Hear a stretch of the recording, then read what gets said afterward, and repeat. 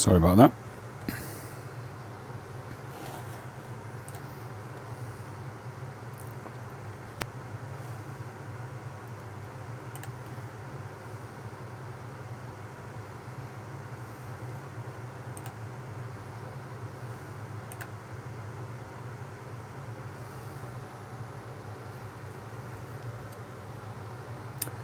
Hi Tim, how you doing? Hope you've been having a good weekend so far.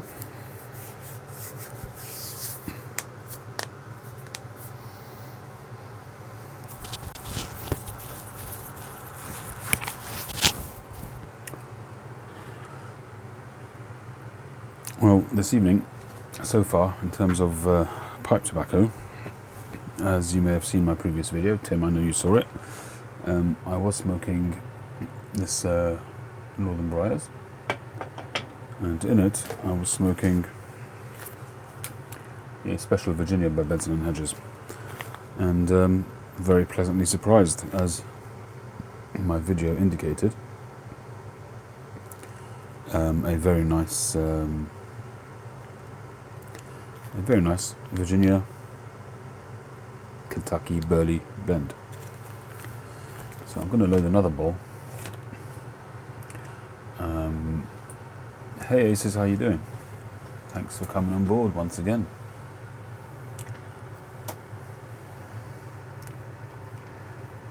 Just got to decide which pipe.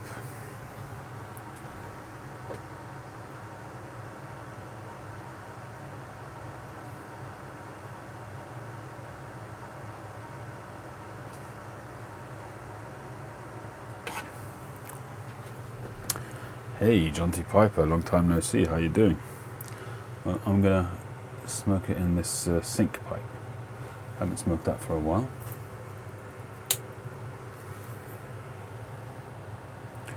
Nice little Rhodesian. Got some nice grain.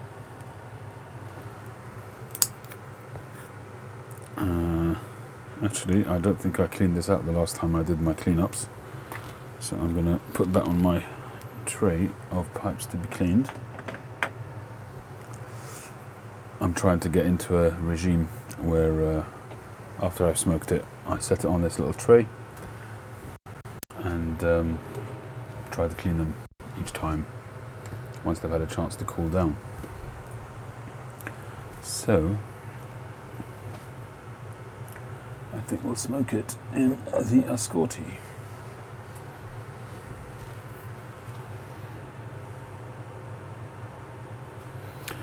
Yeah, Paul the Scandinavian mentioned your video. I haven't had a chance to see it yet. I will do, though, in due course.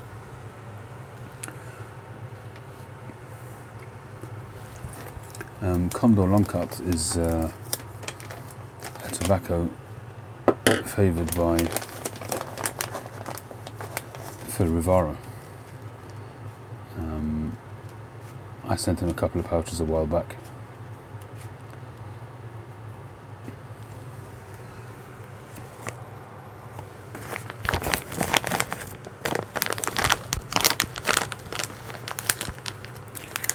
Gotta say, it's a good tobacco.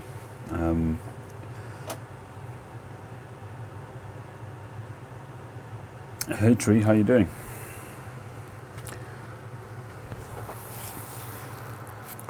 Did Alethea send you those tins, by the way? Tree?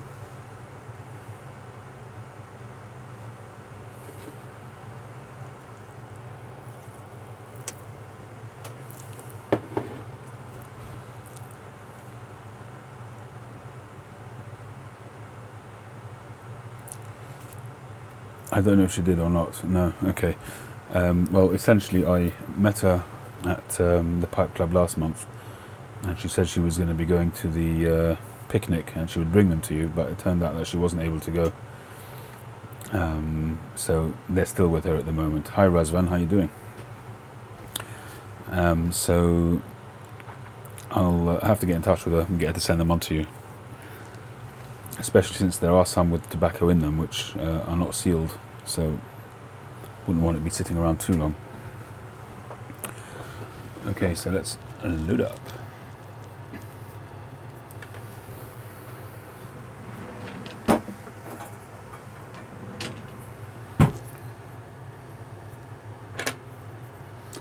Hey James, Jim, how you doing? So we're loading up some of this Benson & Hedges OTC. It's a special Virginia, it's called. It's Virginia, Kentucky and Burley. And in this particular blend, I think the Burley works very nicely. As you all know, probably by now, I'm not a Burley fan, but as a condiment or as a mix in a blend, it works very well for me. And in this particular one, so far, based on my first smoke of it, it works very well. John T's off to bed. Good night, sleep well, sleep tight, don't let the bed bugs bite. Jack Daniels.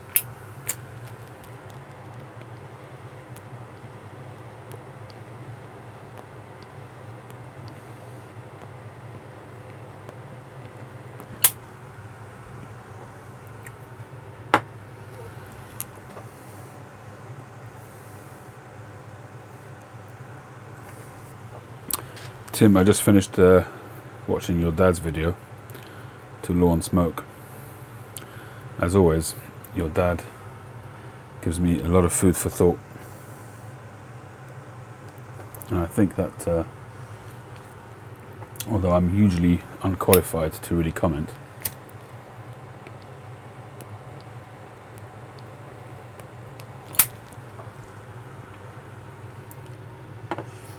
I've got a soft spot for your dad, and I feel that if I get to do a VR to Law and Smoke, it'll be a double VR to Law and Smoke and to your good dad.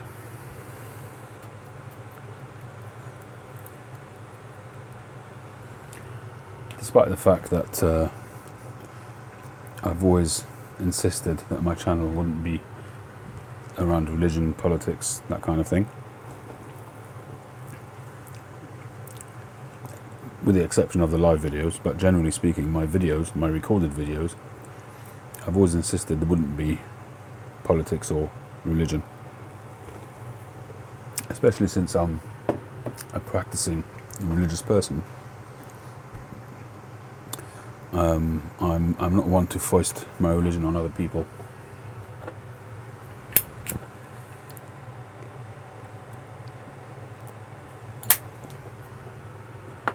But where your dad is concerned, yes, Tim, there can be exceptions.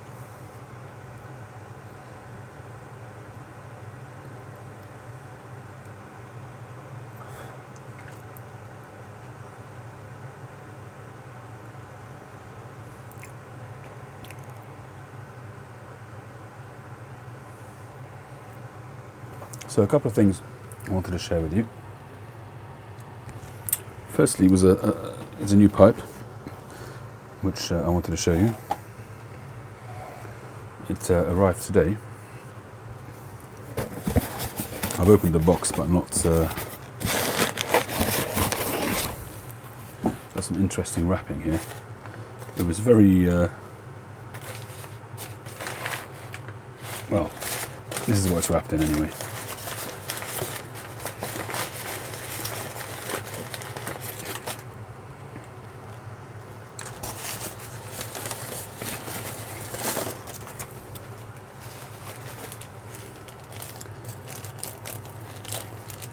This is Jeanette or Gentette or Gentin St. Claude.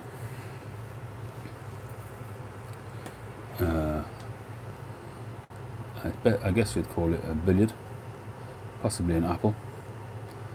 Got a bit of a curvature there. Some really interesting grain patterns. It's not in absolutely perfect condition, and what I noticed, or rather what I didn't notice on the eBay page, was this rustication on the stummel, but I'm fine with that.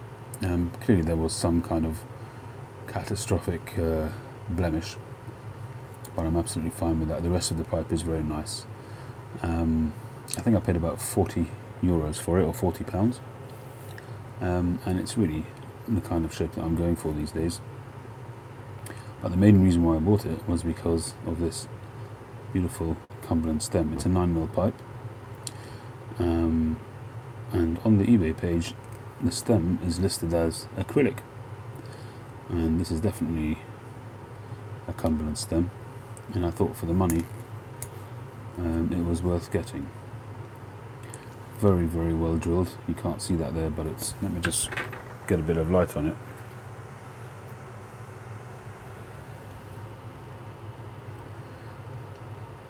There, it's dead on in the middle. Quite a small draft hole actually, and it's also bang on. If I can get the light in there. It's also very well drilled, exceptionally well. Look at that figure of 8 at the bottom there. So I'm hopeful it will be a good smoke.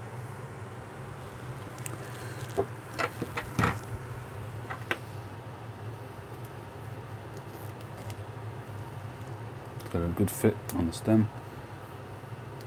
It's well made, very well made, and a nice piece of briar.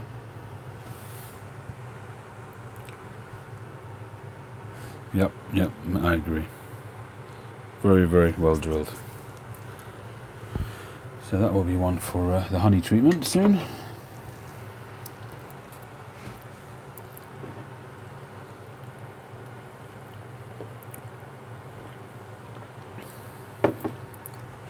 Anyway, so I mentioned on one of my videos, actually I'm not sure, it may be on my Bournemouth video, which isn't up yet, but I've been getting something of a fetish for mugs.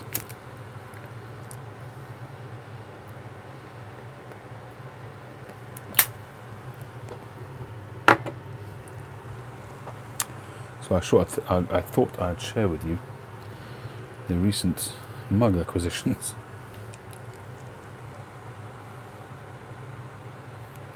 So you'd have seen the mugs that I got from Art. This is one of them, from Pipes and Spirits. Beautiful mugs, nice big size. I should have really used that mug tonight because it's got enough capacity there to keep me going for a bit.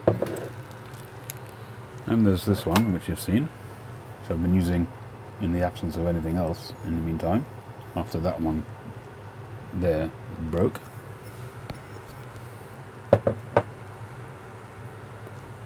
In Bournemouth, picked up this one, Hedgehogs and Kisses, which I thought was rather cute, and it's quite a fine mug. It's got a nice fine lip.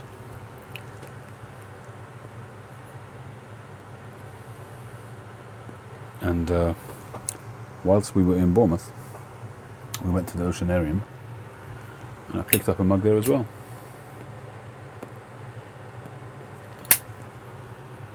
In the Oceanarium, they've got a couple of really big sea turtles, and this is a bit of fun. This mug, and I guess they had them made. See how the eyes look a little bit like Garfield, don't they?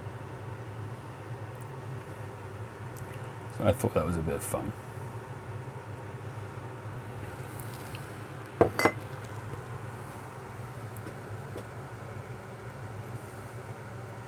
I'll have to make a display of my mugs.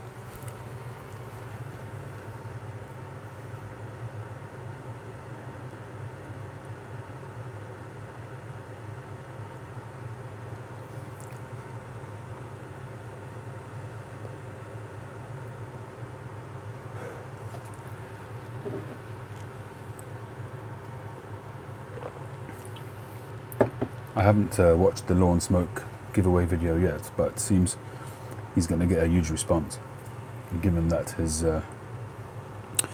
prize total is something like $1,000. And he's doing a separate one for America and for Europe. So I'm going to be watching that soon.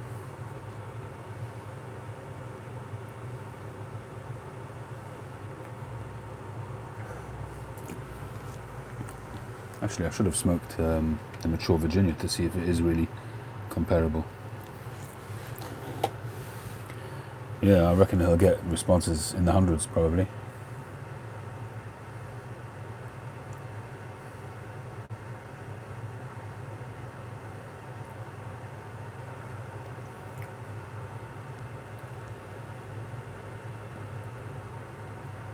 How long has he got the gore going for? I haven't actually, as I say, I haven't watched this video yet. I watched the first minute or two of it, but I've got to watch it properly.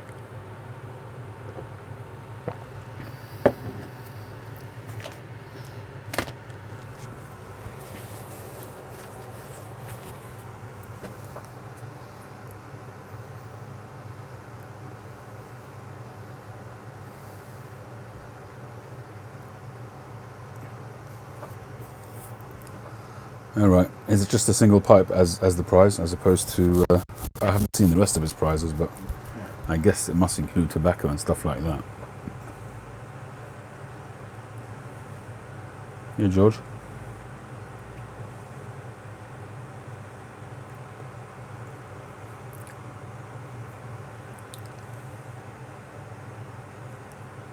John and Erica, a couple. Nice. Thank you for your subscription. I shall have a look at your channel.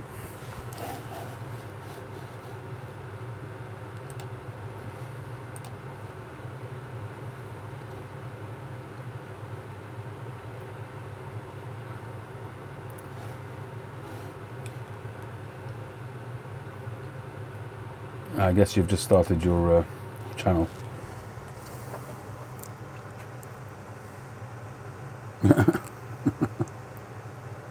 YTMC.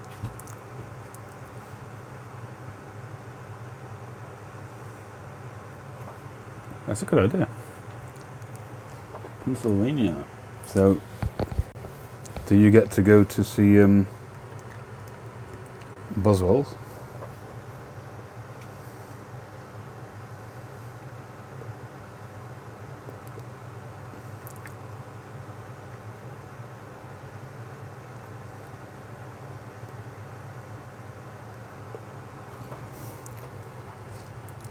We're currently smoking the Escorti with a newly discovered OTC here in the UK called Benson & Hedges Special Virginia, previously known as Mellow Virginia, and it's very tasty.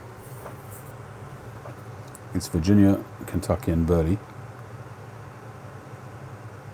and to me it's smoking very similarly to Mac Baren's Mature Virginia.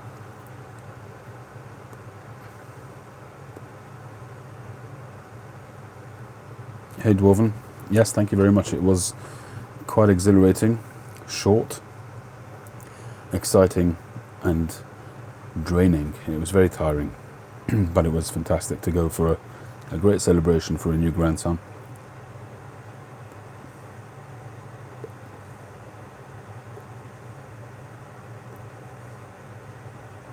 I've uploaded a video of the trip. It's a little bit of a marathon. It's over an hour long. Most of it is because of the footage of my meetup with Happy Go Lucky Piper.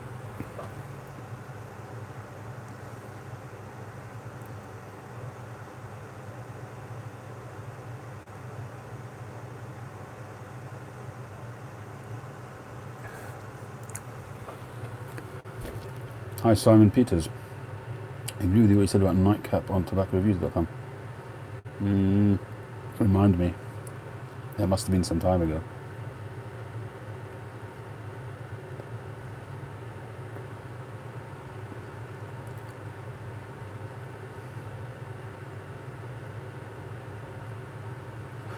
Go for it, Tim. I think I'll need one at some point as well because this is half gone, this coffee.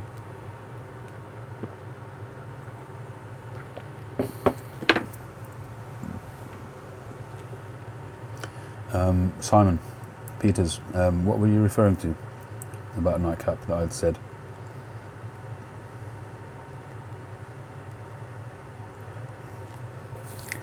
I don't actually recall, but somebody actually did a video just now. It might have been... who was it? Did a bit of a rant about tobacco reviews. It was Briar Blues, I think it was. He was talking about tobacco reviewers being liars.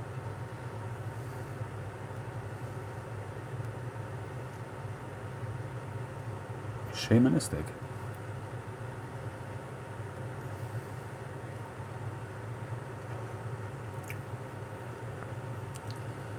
High amount of nicotine in Captain Black tobacco. Is that a question?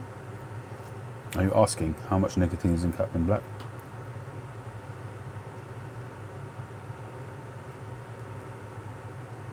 I'm not really hugely familiar with Captain Black tobaccos, to be honest.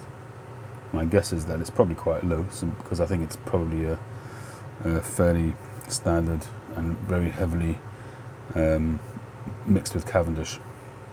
But that's just a guess.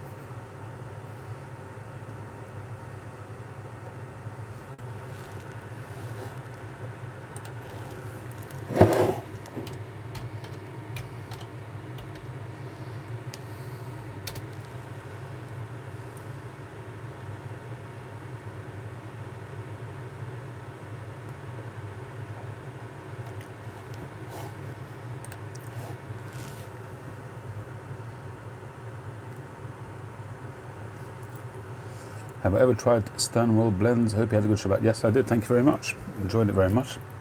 Spent time with the family. Stanwell blends, no. I think I might have the other one, which I got recently from Danny Shaw. Let me have a quick look in my drawer.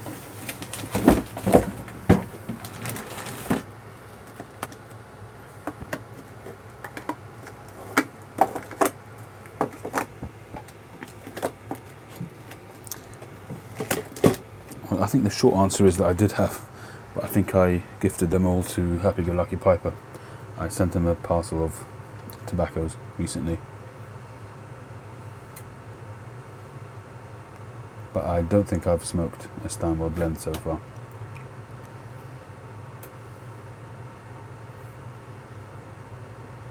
So anyway, I don't remember making that comment about it being shamanistic, but I may well have said it, but it doesn't ring a bell. Maybe somebody else said it, I don't know.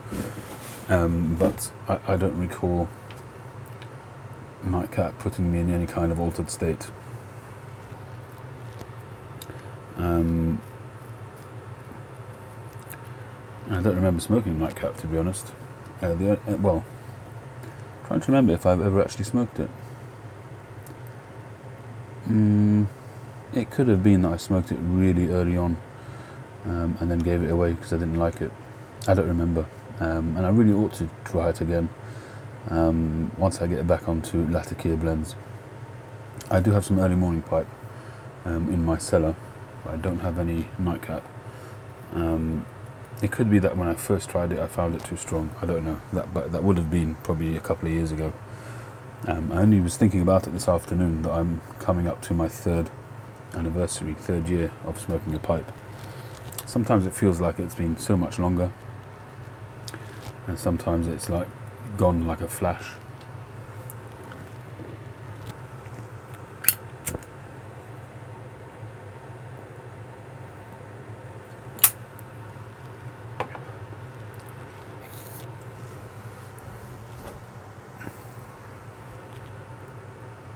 So I think it was Briar Blues. He put up a video recently about how he says reviewers are liars. I mean, he put it quite crudely, but the point he was making was he was I think he was talking about Elizabethan blend and Sutliff's match for Elizabethan. And he was saying, whilst in itself as a tobacco blend it's quite, it's okay, but certainly not as a match for Elizabethan. And I mean, I think that tobacco reviews, you have to take with a certain degree of a pinch of salt, because all our palates are different. Tim recently sent me a cigar which he absolutely was thrilled with,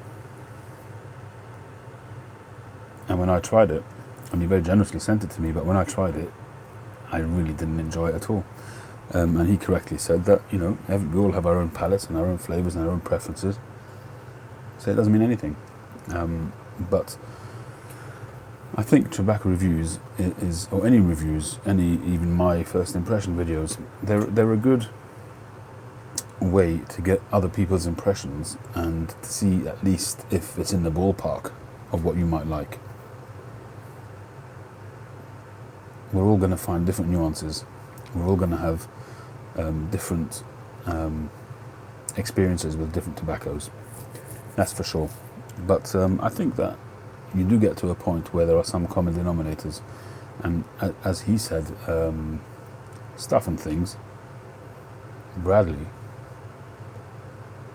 did a review on a video and he agreed with it, and therefore he said, well, from now on I'm going to watch his videos because we seem to have similar palates. And I think that's a good way to go.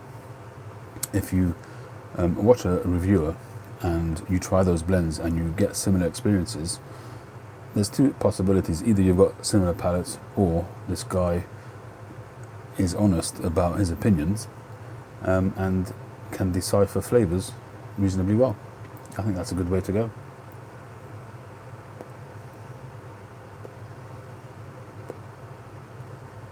And that's one of the reasons why when I do my first impressions, whether it's pipe tobacco or cigar tobacco,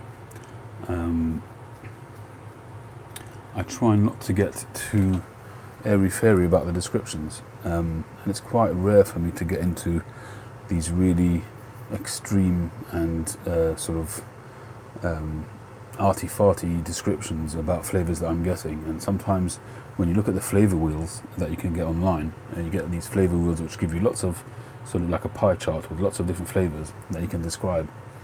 When you see those charts, you're going to perceive some of those flavours when you smoke something, because you've got the chart in front of you and you can say, yeah, it tastes of that or it tastes of that. I deliberately avoid that, and I describe what I'm experiencing in very simple terms. I think the most extreme flavour that I've described is apricot, and that was from a vapor that I was smoking,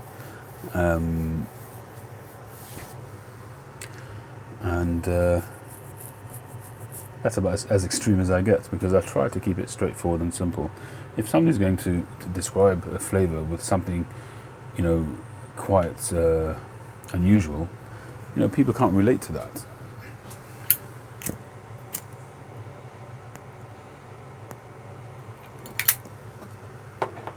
All right, let me look at some of these questions.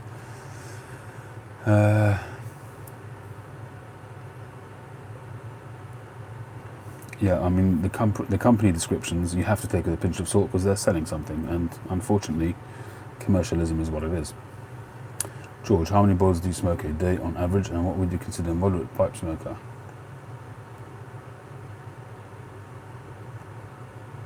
Well, I've mentioned this before. For starters, I generally smoke half bowls at a time for a number of reasons.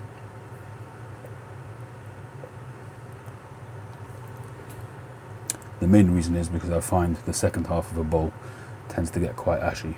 If you imagine smoking through half a bowl of tobacco, all of that carbon is coming through the second half of the bowl, and it's going to have an effect on the flavour. And I find even with the best tobaccos, even my favourite tobaccos, I find that I don't enjoy the second half as much. So I tend to smoke about a half, maybe just over a half sometimes. So that's number one. The second reason is because I like to smoke different tobaccos. I'm not a codger type smoker where I'll take one blend and smoke it day after day, all day. So in terms of how much do I smoke, I would say 1.5 to 2 full bowls a day. Probably 3 to 4 half bowls a day.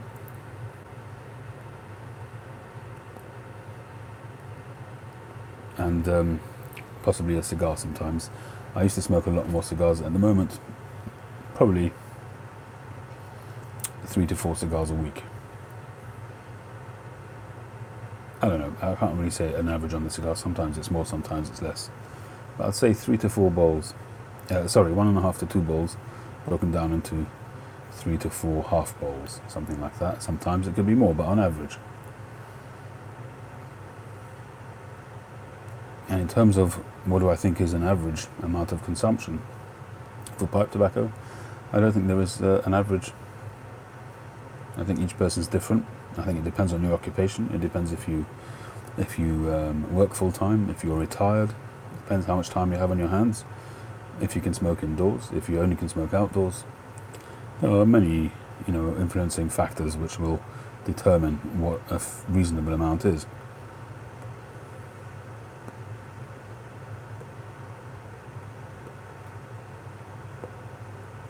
Hey Mike, how you doing? Absolutely agree on that.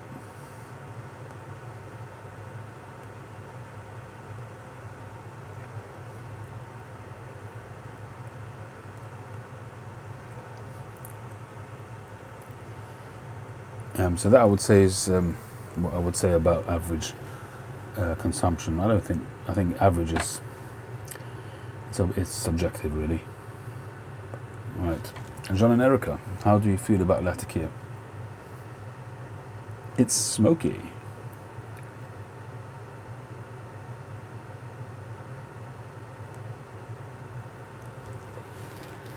Well, personally, after starting off 3 years ago with aromatics, I tried Latakia blends and virtually spat them out. Tried Virginias and I couldn't, my tongue couldn't bear them. And slowly got into Latakias and almost exclusively smoked Latakia blends for about a year and a half. Maybe even close to 2 years. Alternating sometimes when I got a bit Latakia'd out, I'd go back to aromatics and some crossover blends. And then in late 2017,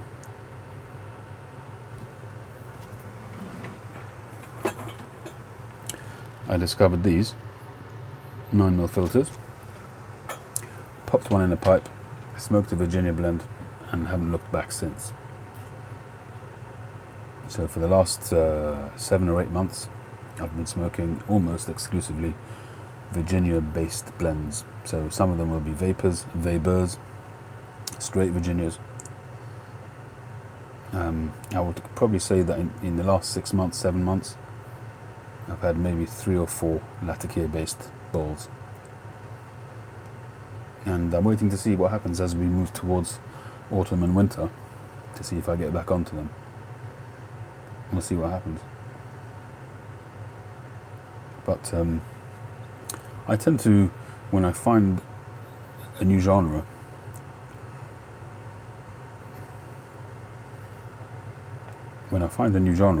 of tobacco, I tend to explore it almost to the nth degree. Well, it's not to the nth degree because there's thousands of blends out there, but certainly I tend to explore it. So when I first started on aromatics, I went through a whole wide spectrum of aromatics, starting with the over-the-counter stuff that you buy here, the bulk blends, and then I moved on to a lot of Boswell blends. I smoked Boswell aromatics for a long time, things like No Bite Delight and Cupcake, that kind of thing. For a long time, No Bite Delight was my number one blend.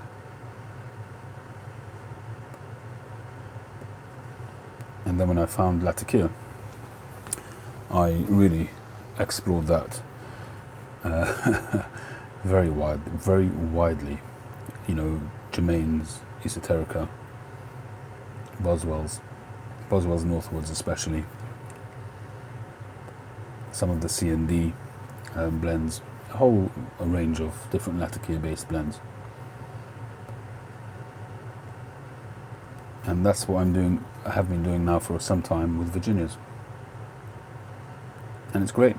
And it's all part of the fun, finding new blends. The downside, of course, is always having too many open tins of tobacco, as my cupboard will attest. Those are like 2 deep, each of those. So there's probably 50 or 60 blends out there, and then you've got open sort of tupperdoors full of open tins as well. So it does get a bit much sometimes. And that's just the open stuff. My cellar as well is creaking, despite it being a new cupboard that I made specifically for the cellar.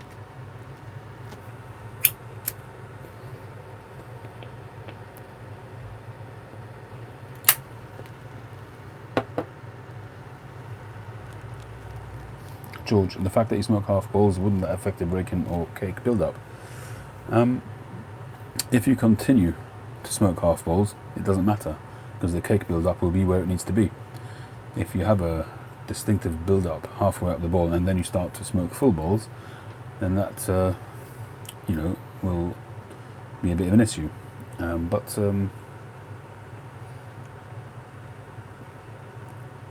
I don't tend to have big cake build-up anyway.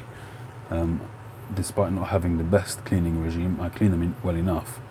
And what I tend to have is a thin layer of carbon on all my pipes. I wouldn't call it a build-up. It's probably maybe a 1/10 or a 20th of a millimeter thick, and that's fine. When I first took up the pipe, I was a bit obsessive about a cake build-up, because I thought that would make me look like a seasoned smoker if my pipes had a cake build-up. But as long as there's a carbon layer in there, it's fine. In my experience, anyway.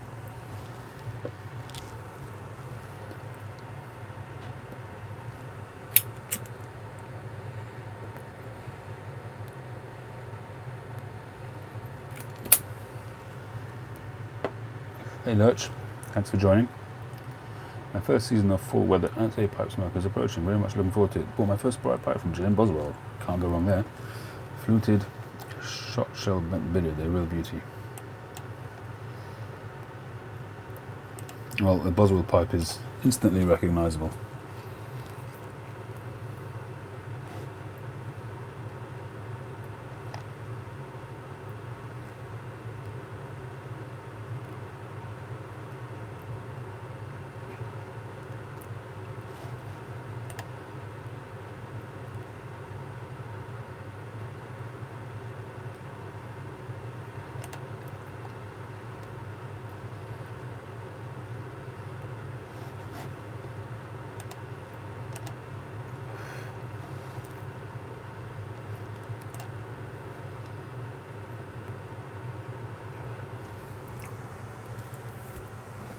So how's that Peterson St Patrick's Day 2018, John or Erica, whoever's online at the moment?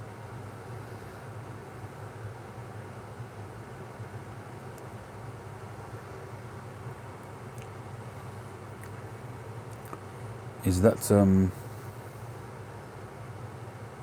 I know I saw somebody doing a review on Peterson's limited edition, the summertime one I think it is, which looks like a roll cake. Quite curious about that one.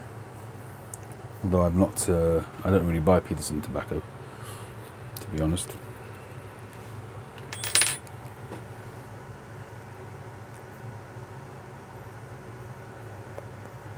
I assume you mean Arrow as opposed to Auto. Don't know. Lurch? I'm sorry, not Lurch. John?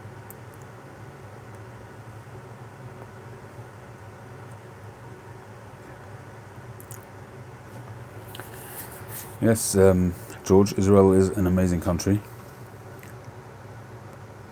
for so many reasons. Not all of them good.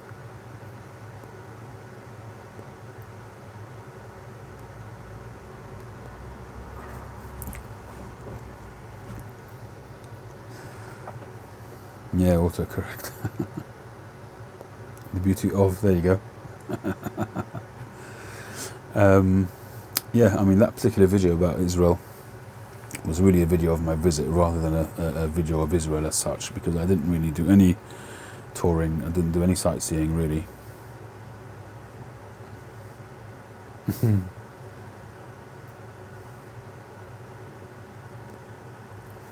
And it was all condensed into about an hour or an hour and a quarter of video, but I recorded a lot of the view from a taxi window, but I didn't put it on because number one, it was boring, number two, it was very shaky and very windy,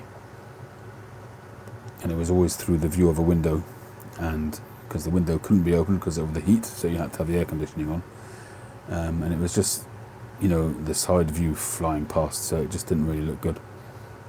But the terrain is interesting as well.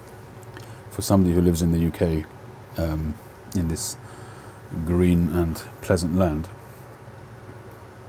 it's mostly countryside that you see here when you go out of town. So it's nice to see a desert terrain or a mountainous terrain or a terraced sort of mountainside valleys. But I didn't really get a chance to do any of that kind of touring.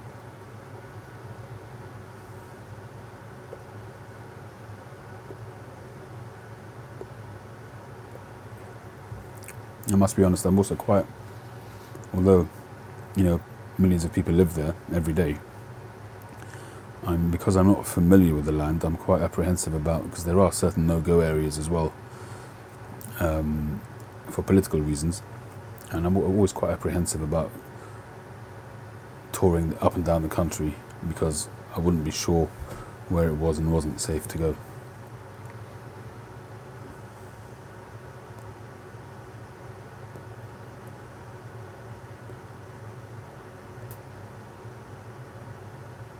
But I hope to go in the not too distant future for more of a holiday as such, so to be able to do more touring, perhaps using tour guides and things like that. That would be awesome. The last time I did that was when I was about 16 years old. I went with my parents. The first time I went there was, I think I was 14 years old. Then I went again at 16, and we did quite a lot of touring, but obviously you're going back, 30 odd years ago. So I don't recall it. But it was interesting times. I remember we did the Meron Tzfat Tiberia or Tiberias tour. It's a well-known trodden trail, tour trail if you like, which you can do in one day. And there's lots of tour companies that do that particular tour in one day. There are three famous towns with a lot of biblical history.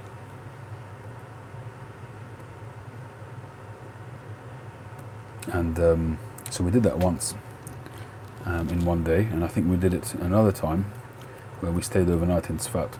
And my father hadn't, we were on very limited funds.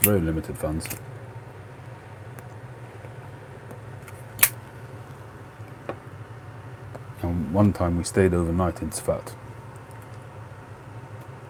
and my father hadn't arranged any accommodation in advance, and he just assumed he'd be able to just find something. Anyway, as it turned out,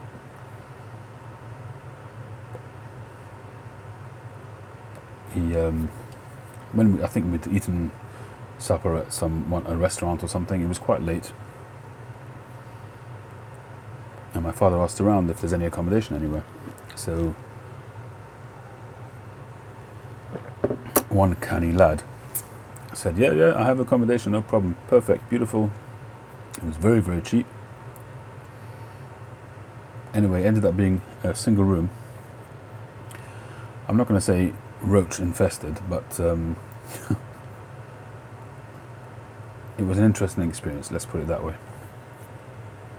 I remember there was a TV in the room, a black and white TV, which didn't receive much, but it occupied the only electrical outlet in the room. And we had to unplug the TV in order to put a mosquito repellent device in there. Otherwise, we would have all been bit to death. That's one of the memories that I have.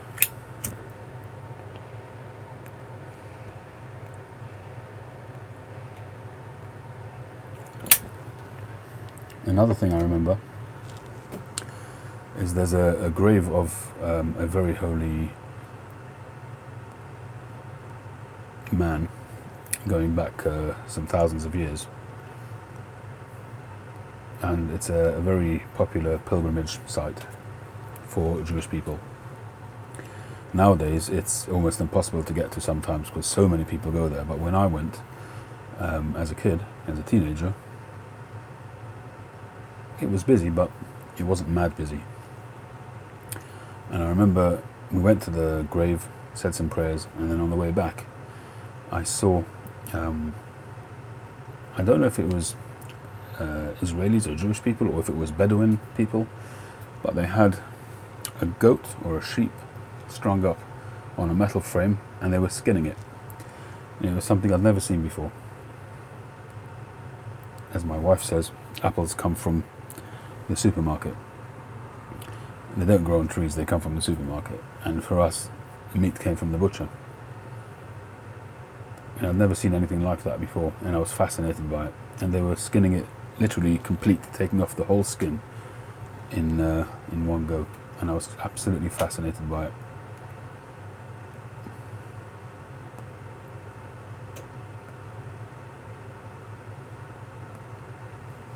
I remember the first time, yeah, absolutely, culture shock.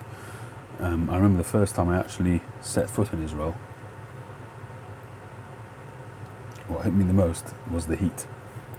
The heat wave that we've had this year is a record-breaking heat wave. But as a child growing up, we had some hot years, and the 1970s we had a very hot year, so I would have been probably maybe 7 or 8 at that time when we had it, so I don't recall it. But as a teenager, exiting that aeroplane for the first time, I could just remember as if walking into a wall of heat. The humidity, the moisture in the air, and the absolute heat. I'd never experienced that before. That's an overriding memory I have as well from my first visit.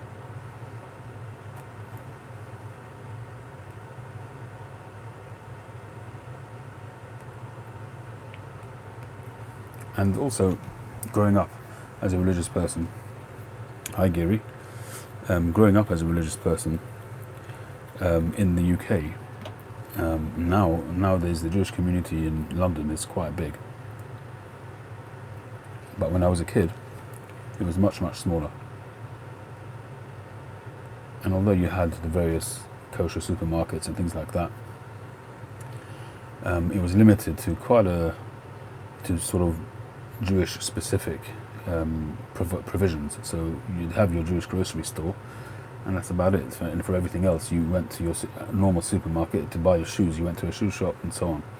Nowadays, when you go to the Stamford Hill area in Hackney, for instance, you can go to a Jewish-owned shop for virtually anything. But when I was growing up, hi Josh, when I was growing up, we didn't have any of that. And going to Israel, going down a normal high street in Israel and just seeing an Orthodox Jew or a Hasidic Jew behind the counter of, say, a jewelry store was just something unique. It was something new. It was a new experience. This time when I went, I bought a gift for my daughter-in-law and for my wife. I bought a piece of jewelry for them each.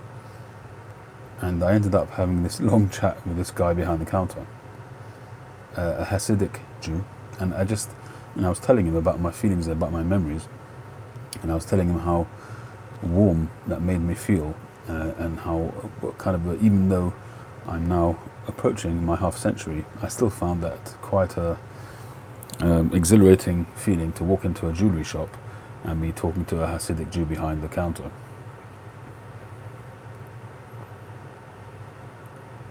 And when you start chatting to people, it's amazing how small the world is. It turns out that guy behind the counter, my son, who's just given us our grandson, the one that I went to visit, he's Hasidic. He is himself, although I'm not, he is. And his rabbi, the leader of his Hasidic group, lives in Bnei Brak, which is about an hour's drive from Jerusalem. And the circumcision was in Bnei Brak.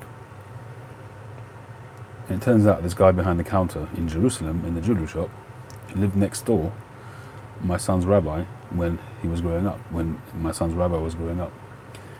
It's just a connection, but it's just one of those interesting connections which just, makes you consider how small the world is. Hey Jeff, how you doing?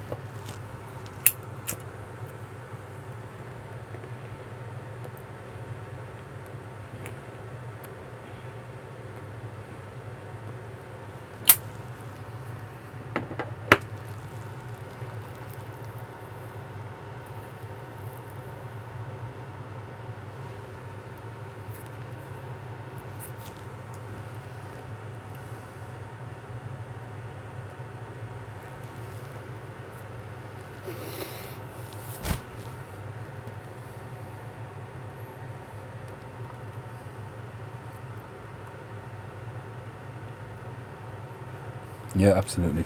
Tim, I agree with you. The world is a very small place. Mighty Tiki. Erev Tov to you, Shavua Tov.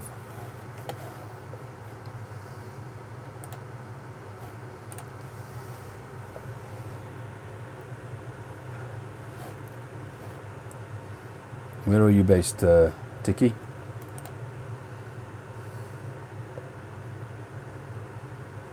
Yes, Giri, it is the same. It's just renamed. Very, very nice tobacco. I'm on my second bowl of it tonight.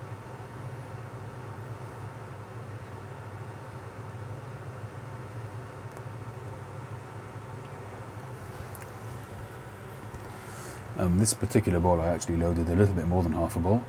I'm coming to the end and it's starting to get a bit ashy, but it's very nice. Actually, I'm curious to know. I asked you, Tiki, whereabouts you're from.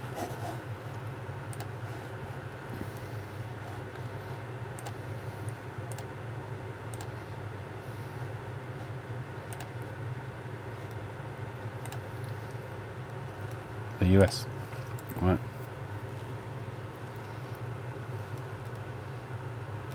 I'm just going to jump onto GQ.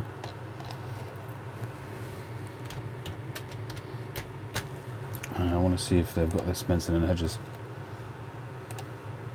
and what it goes for.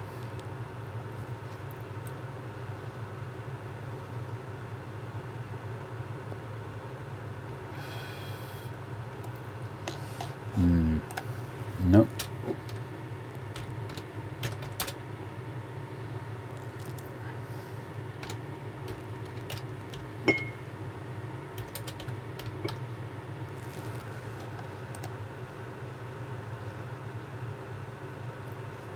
Well, it comes up on Sainsbury's website.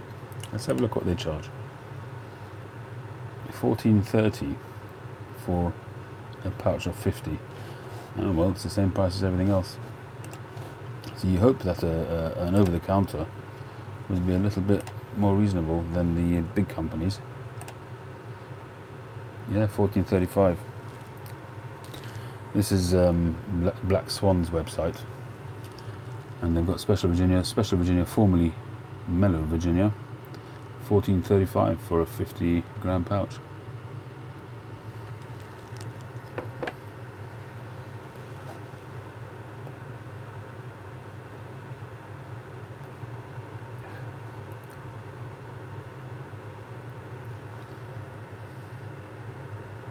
Yeah, I find the description quite interesting on Black Swan. Have a look at this. Why buy this tobacco?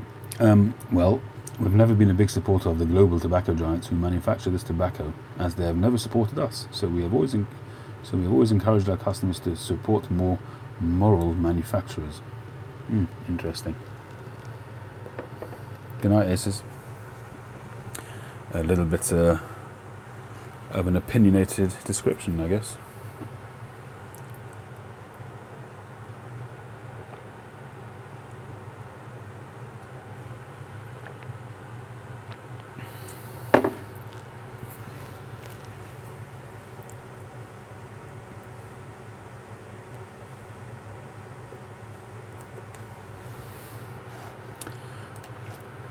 I've got to think about doing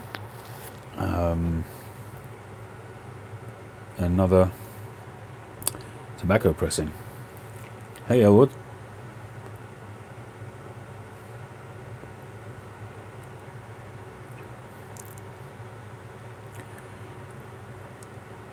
Any ideas what I should press next time? Any suggestions?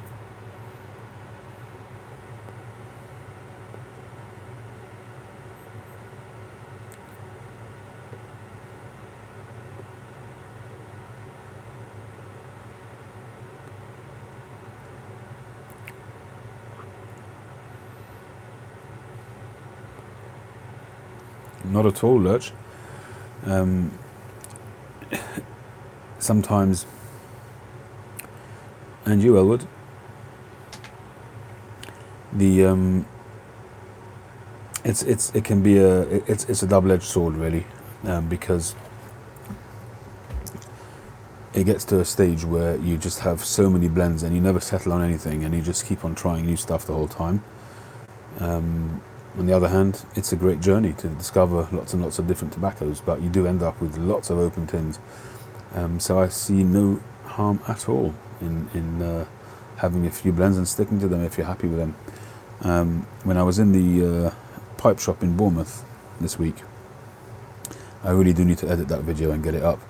But when I was in the shop there, they had a few gentlemen who walked in, and the guy behind the counter knew straight away what they, and was already loading it up and weighing it out, without the guy even asking for it, because it was his regular, this is what he buys, and it's one single blend. He didn't buy 2-3 different blends. He bought one blend, and that's it. Codger style, as they say. In the US, you'd have people smoking velvet or half and half, or for decades, the same one single tobacco. Carter Hall.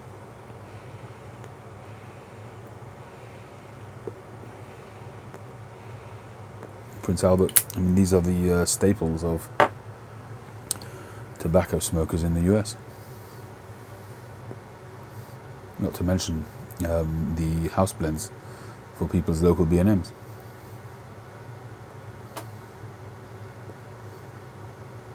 Flattened fog. Well, that was the one we did.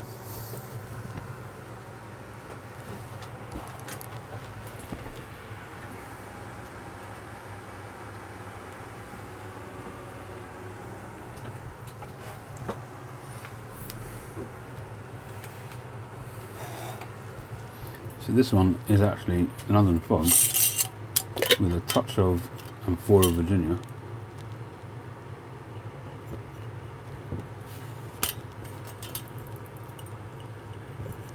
Oh, I can't get it out now.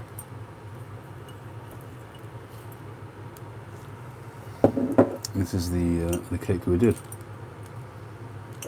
and it really pressed very, very nicely. It was in there for just shy of 2 weeks. It smells like London Fog, but when I smoked it, it didn't. It seemed to lose a little bit, so I'm leaving it in there just to see how it develops over time.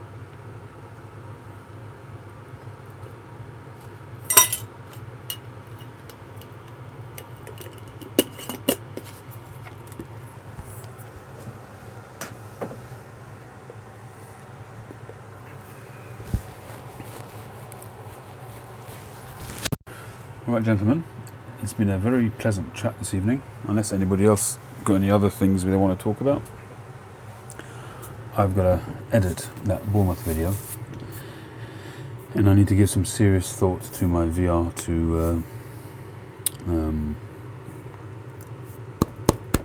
what's his name? Law and Smoke, is it?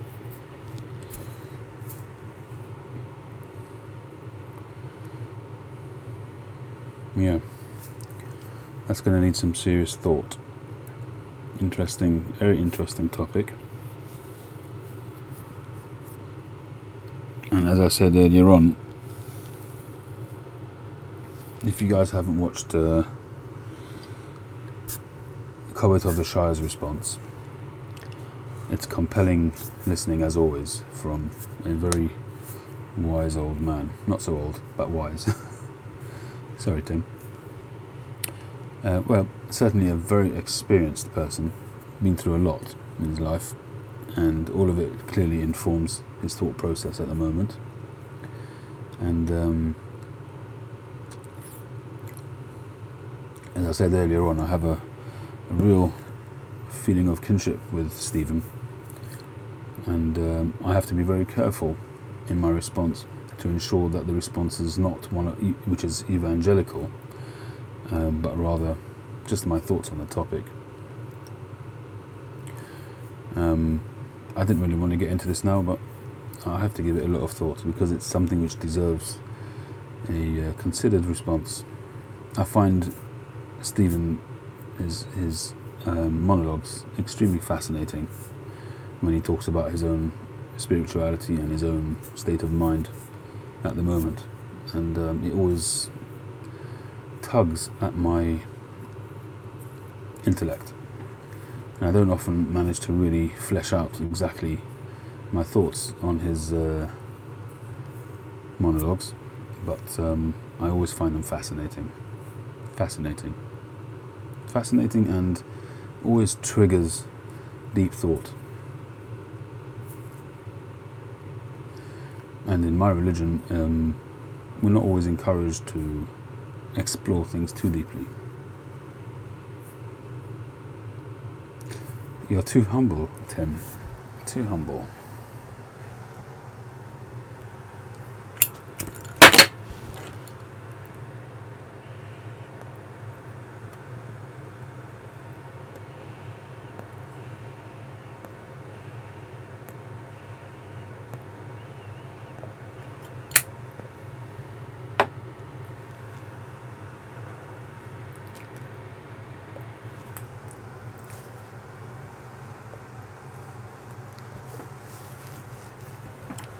That's cool. I think I caught him on one of them.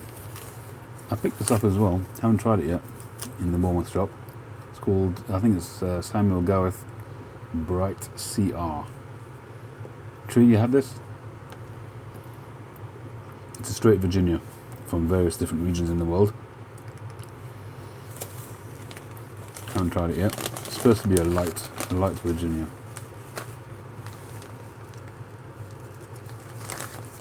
What I find quite interesting, going back to Briar Blues's comments about the objectivity or subjectivity of reviewers online of pipe tobacco. It was interesting. I was looking this up earlier this evening to see what kind of tobacco it is, and Jim Links, is it, or Jim Inks? I'm never sure if that's a capital L or a capital I. I'm assuming it's a capital I. Jim Inks, probably the most prolific reviewer on there, and very respected. And he talks about there being a floral essence, a topping, a Lakeland topping on it. And I always find it fascinating when the tobacco is listed as a straight Virginia, and then somebody talks about having a topping on it. And I think that's what he means, Briar Blues. And I think it would be more fitting for the reviewer to say that they perceive a flavour which is like a topping, rather than to say that it has a topping. But nevertheless, they may well be right. He's obviously very, very experienced. And I think that even... Good night, Pipes. Thanks for joining. Enjoy your guests. Even tobaccos which are listed as straight or not having any topping or anything like that on them, I think that the vast majority of tobaccos do have some kind of additive, whether it's some sugar to give it a little bit of sweetness, or whether it's something to keep it combustible.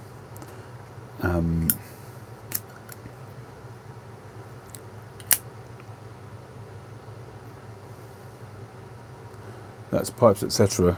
Tree, not Pipes and Spirits. Artist Pipes and Spirits.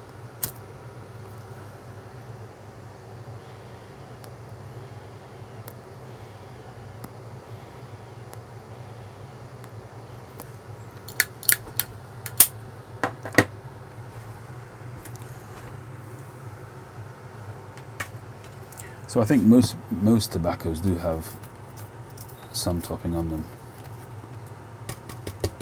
I wouldn't call it necessarily a topping, but an additive anyway.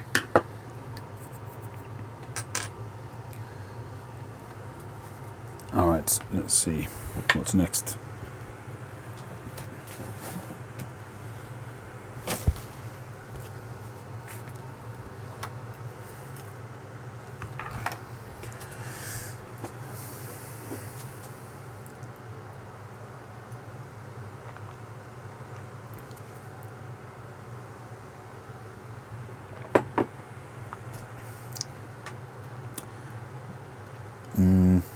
Pipe or cigar?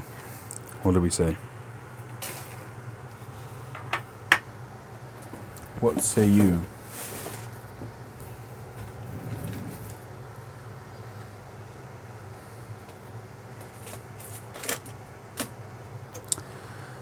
Do you remember who used to say, "What say you"? It was one of his. I don't think he's alive anymore. Anybody? An English presenter on quite a argumentative presenter. Well, he was always a devil's advocate. That's a clue. Tree, come on, Tim. I'm showing my age. It was probably about 20 years ago he was a regular. Anyone?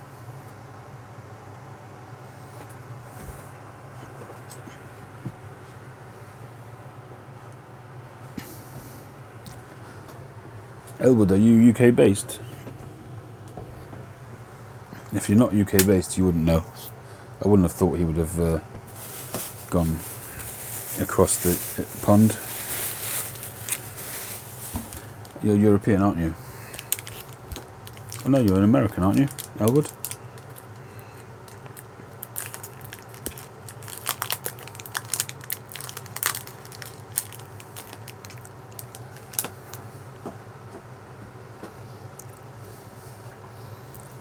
Never had, never have.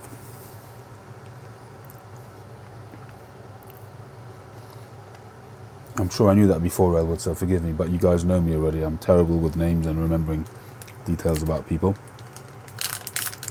Right, Josh?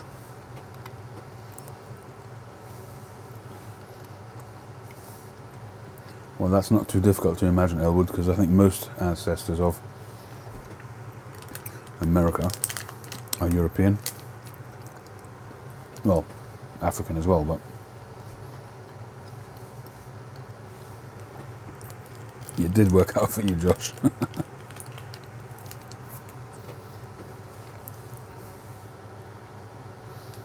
Yeah, I think we're mostly half Viking as well in the UK. Although I'm Soviet Union strictly. My father's father came from the Ukraine, which was then part of the Soviet Union, and his wife also came from the Ukraine, and my mother's parents came from Austria.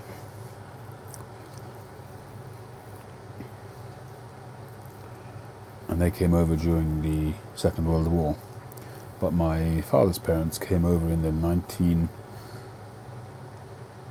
something like the 1930s.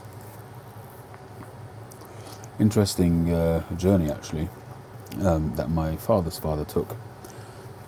The town in Ukraine, I don't think the name exists. It's been renamed, I would have thought. My grandfather came from a town called Proskorov, and my grandmother came from a town called Yompol in the Ukraine. I'm not sure if they still exist or if they exist under different names now.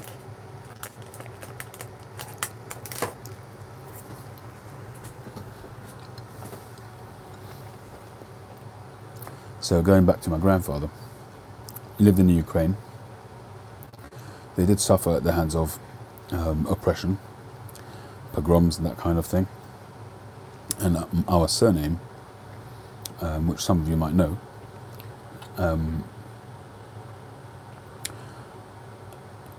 my father has never been able to get to the bottom of where it came from and whether it really is our surname, because it's a very unusual name, and we've not found anyone in the world with the same name,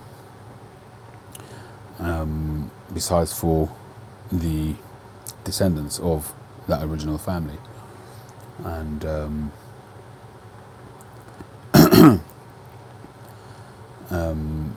so the thought process is that, and at one stage he thought the name was Abramovich, and then he discovered that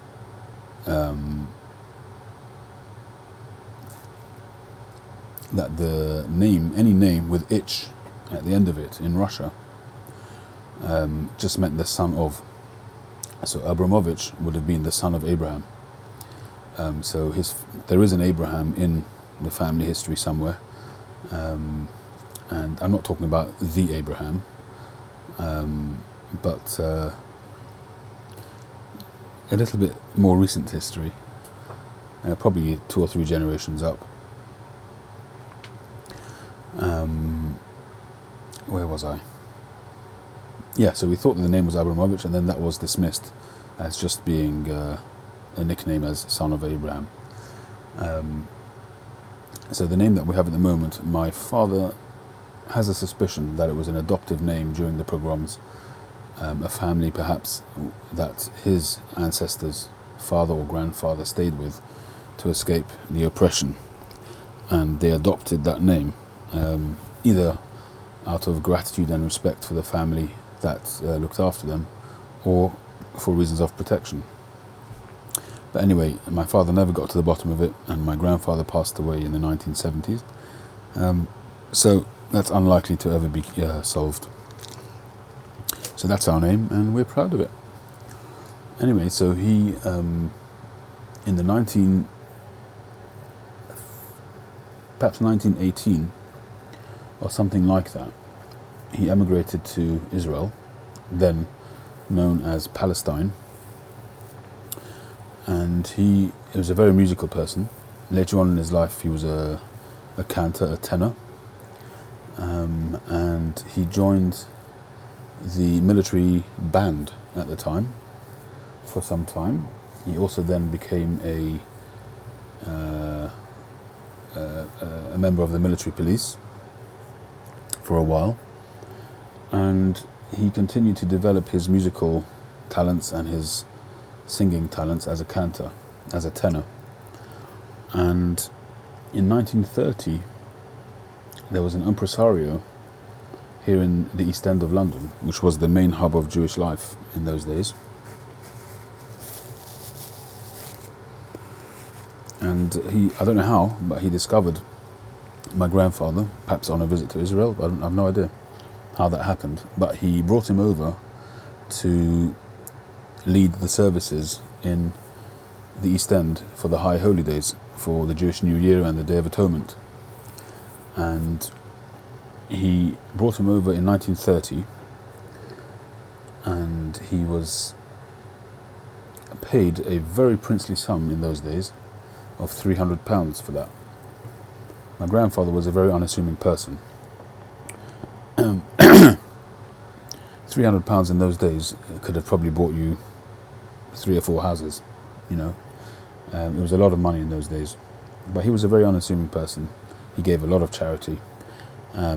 Actually, in the last few years, I found online a tribute to him, which we didn't know about, from somebody who had a blog online of all the cantors who served in the East End during that period. And he had a little obituary, if you like, of my grandfather. And he mentioned things like that my grandfather was a very generous person, and he literally would give away his last few pennies to somebody if they needed it. My father remembers living a very, very simple life, and even to this day, my father, when he eats a meal, he eats it very, very quickly, literally like in seconds, because he said when he was a kid, if you didn't eat your food straight away, somebody else ate it. And they were and also because they were starving. So they wolfed it down in order to satisfy their hunger.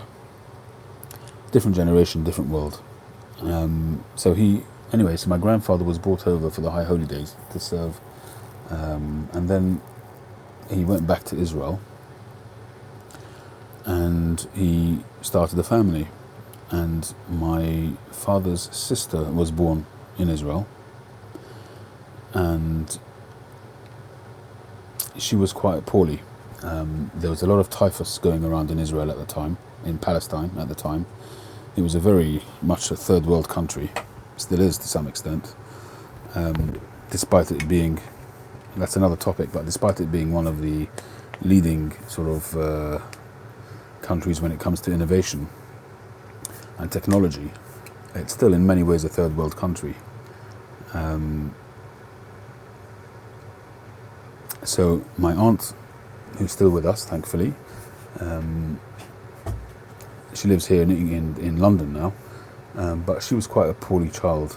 She didn't have typhus, but she was just a weak child, and the doctors at the time advised them to move away from Palestine. So they moved to England. They moved to England in around the 1930s, perhaps slightly after, somewhere around that kind of region. And my father was born here in the East End. He was born in the middle of the Second World War. Well, right at the beginning. He was born in 1942, I think. I think I've mentioned this before. I remember, well, I don't remember, but I remember my father telling us that he, one time they were, when the Blitz was going on, whenever there was a raid, they had to evacuate to the local tube stations. The tube stations were, perfect for that. They were underground, quite deep underground, and that became air raid shelters for pretty much the whole of inner London, wherever there was a tube network. And so that's where they lived for quite a bit of the time during the Second World War. And he remembers one time emerging from the underground after an air raid, coming back and seeing half their house blown away. The house had taken a direct hit, and that was the end of that house. He also remembers, and I've mentioned this before as well, he remembers being visited by King George. King George would do sort of, I suppose, little tours of the shelters to give encouragement to the people. And one time, a Home Guard, as in Dad's army, a Home Guard officer came up to the family.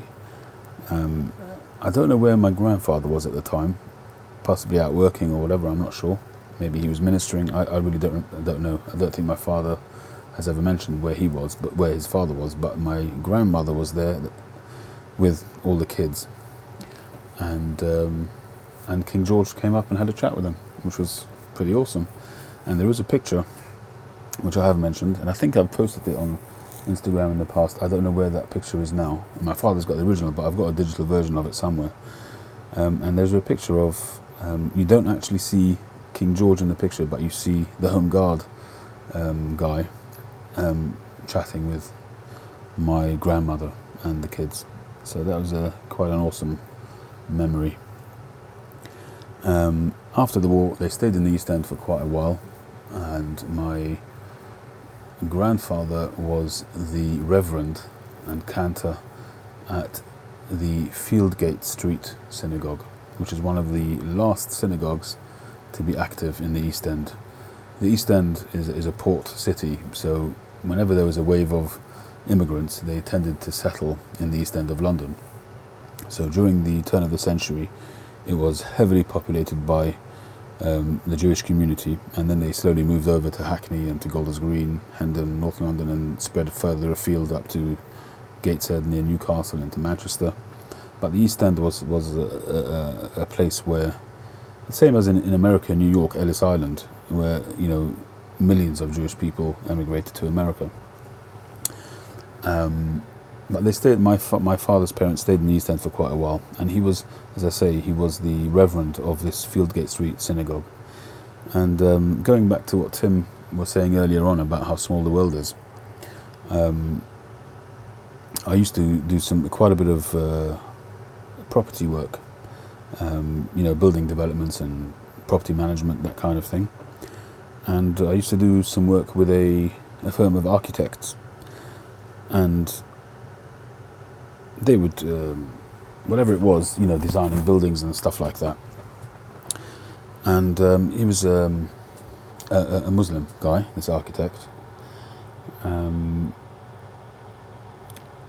one day, this synagogue, this Fieldgate Street, is quite a small building, and it's dwarfed by a huge mosque in the East End, in that same street. And essentially over the years, the immigrant community, the Jewish community, moved out, and then it became, I think before the Jewish community, it was the Irish community who came in. I think there was the African community also came in through the East End, and now it's very much a Muslim area. And So they've got this huge mosque there, and they've pretty much bought up, taken over that whole region. But this one synagogue stayed, and it was always. I remember going there in recent years, taking pictures of the contrast of having this huge mosque and this single synagogue right next to this mosque, and it was just an interesting picture to take from a photographic point of view, from a commentary point of view. But eventually, that synagogue, less and less people went there because there was hardly any Jewish community there, and eventually they sold up the building to this Muslim community. And because my father's father was a reverend there, one of the last reverends and cantors in the synagogue, he was a very active sort of member in the community. So my father, as a direct descendant, and his children, us, were invited to kind of a farewell do after they'd sold the building to the Muslim community. And the Muslims community were very gracious in holding this farewell do kind of thing, and they hosted us very nicely, and they committed to making the synagogue a kind of a shared faith kind of space, which was a very, very nice, touching thought, gesture.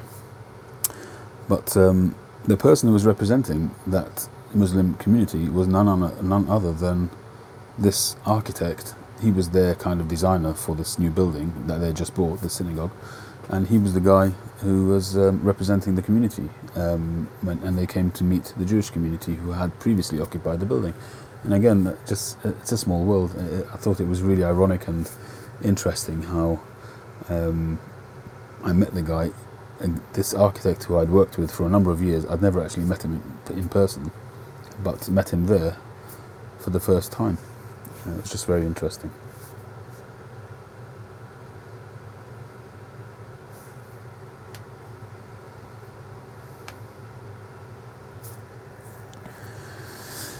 Okay.